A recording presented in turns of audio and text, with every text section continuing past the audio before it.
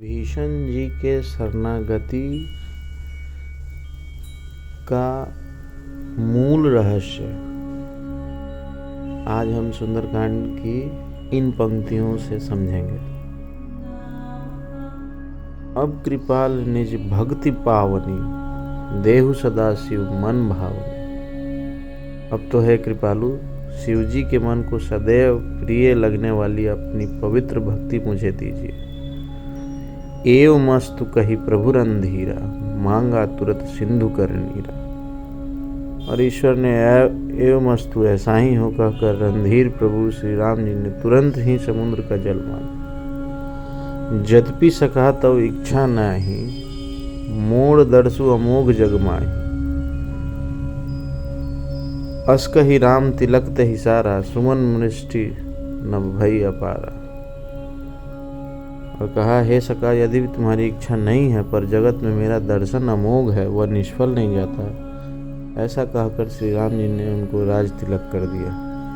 आकाश से पुष्पों की अपार वृष्टि होने लगी। रावण क्रोध अनल निज श्वास समीर प्रचंड, जरत विभूषण राख उदय दिनहु राज अखंड। श्री राम जी ने रावण के क्रोध रूपी अग्नि में, जो अपनी विभीषण की श्वास रूपी पवन से प्रचंड हो रही थी, मतलब जो विभीषण जी उनको समझा रहे थे तो रावण का क्रोध और बढ़ता जा रहा था।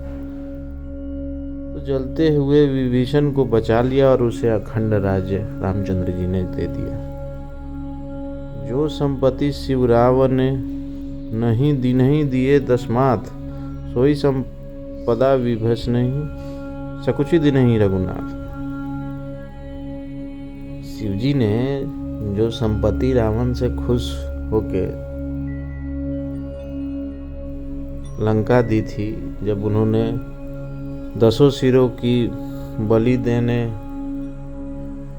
के पश्चात दी थी, वही संपत्ति रघुनाथ जी ने विभीषण को सकुचाते हुए दिया।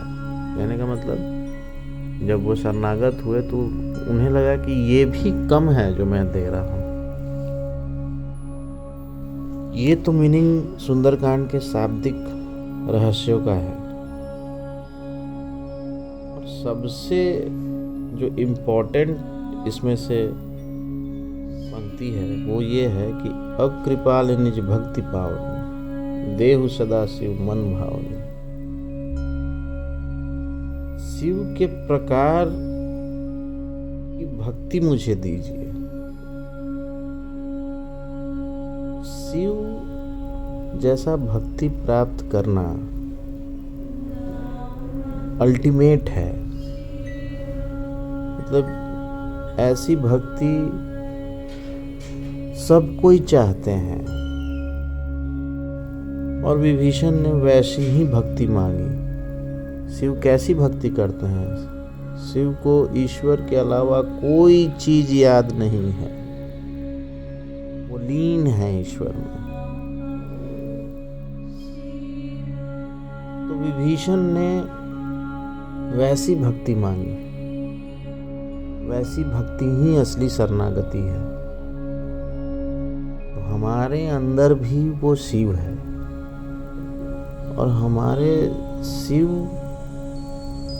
को भी वैसी भक्ति की जरूरत है। और वो भक्ति अगर हम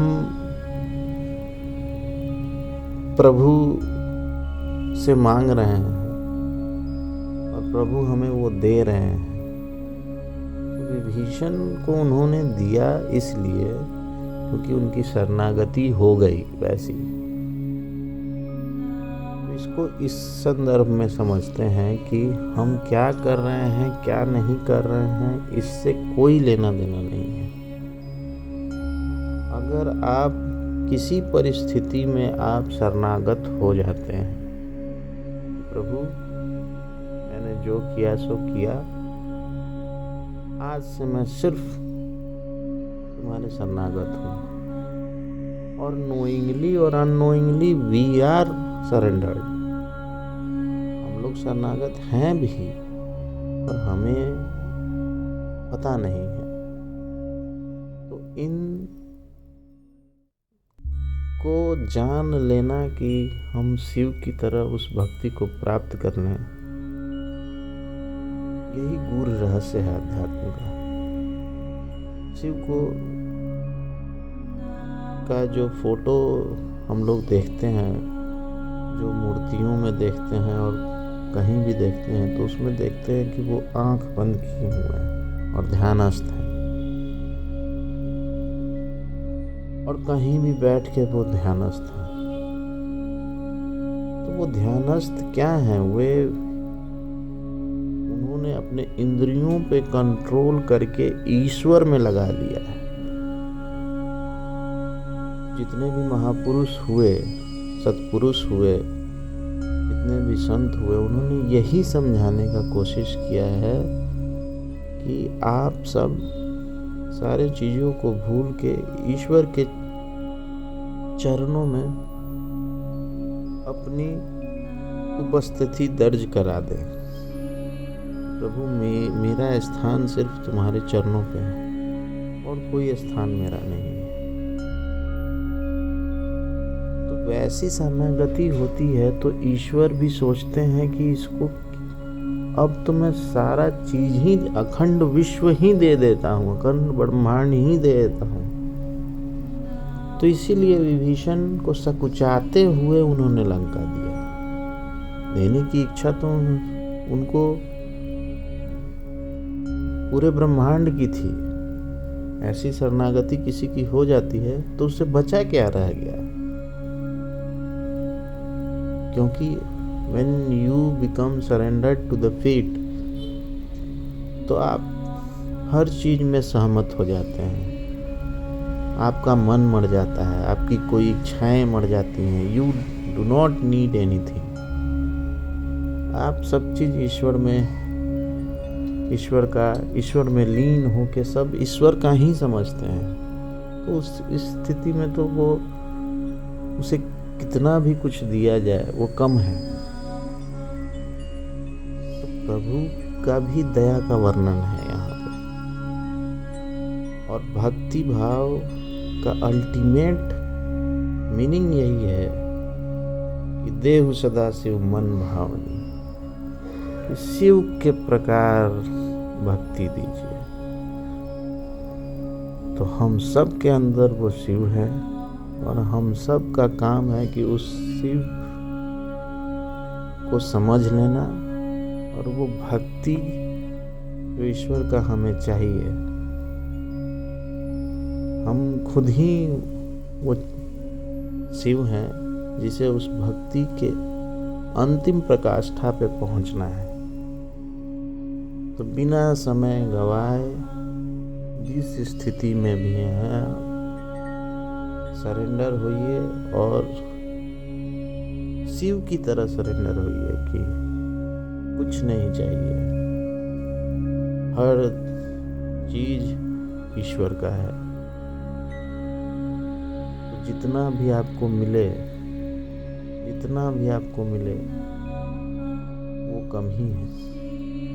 ईश्वर कुछ ऐसा चीज ही नहीं रखते अपने पास, फिर वो सारे जहान का, पूरे लोक का, परलोक का, सबका विजयी आपको बना देते हैं। तो मैं ईश्वर से ये कामना करूँगा कि हमारे अंदर भी सिर्फ ईश्वर का ही मनन हो, ईश्वर में लीन होने की कोशिश हो और हम शिव की तरह हमेशा राम को भजते रहें। राम ही वो परमात्मा है और उस परमात्मा को शिव की तरह समझ लेना ही हमारा अंतिम उद्देश्य है। तो आज के लिए इतना ही। धन्यवाद।